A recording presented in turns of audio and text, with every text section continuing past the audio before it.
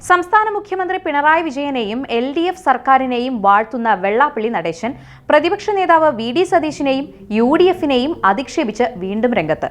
മലപ്പുറത്ത് ഹിന്ദുക്കളും ക്രിസ്ത്യാനികളും വിവേചനം നേരിടുകയാണെന്നും മുസ്ലിം ലീഗിനെ സുഖിപ്പിക്കാൻ പ്രതിപക്ഷ നേതാവ് VD സതീശൻ ഈഴവ വിരോധം പ്രസംഗിക്കുകയാണെന്നും SNDP യോഗം ജനറൽ സെക്രട്ടറിയായ വെള്ളാപ്പള്ളി നടേശൻ ആരോപിച്ചു. മൂവാറ്റുപുഴയിൽ SNDP യോഗം കോതമംഗലം മൂവാറ്റുപുഴ കൂത്താട്ടുകുളം യൂണിയനുകളുടെ മേഖലാ നേതൃസംഗമത്തിൽ സംസാരിക്കുമ്പോഴായിരുന്നു വെള്ളാപ്പള്ളി നടേശൻ വീണ്ടും UDFനെ ലക്ഷ്യമിട്ട് വിവാദ പരാമർശം നടത്തിയത്.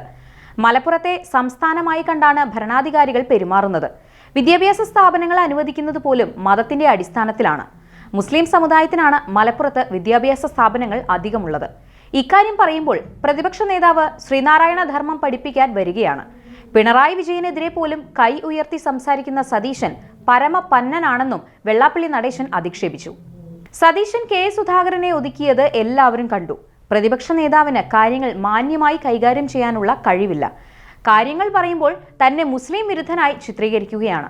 പറഞ്ഞ അഭിപ്രായത്തിൽ നിന്ന് പിന്നോട്ടില്ല. തദ്ദേശ തെരഞ്ഞെടുപ്പിൽ ഈഴവരുടെ വോട്ട് ഈഴവരുടെ കൂടി വിജയത്തിനായിരിക്കണമെന്നും വെള്ളാപ്പള്ളി വിവാദ പ്രസംഗത്തിൽ പറഞ്ഞു.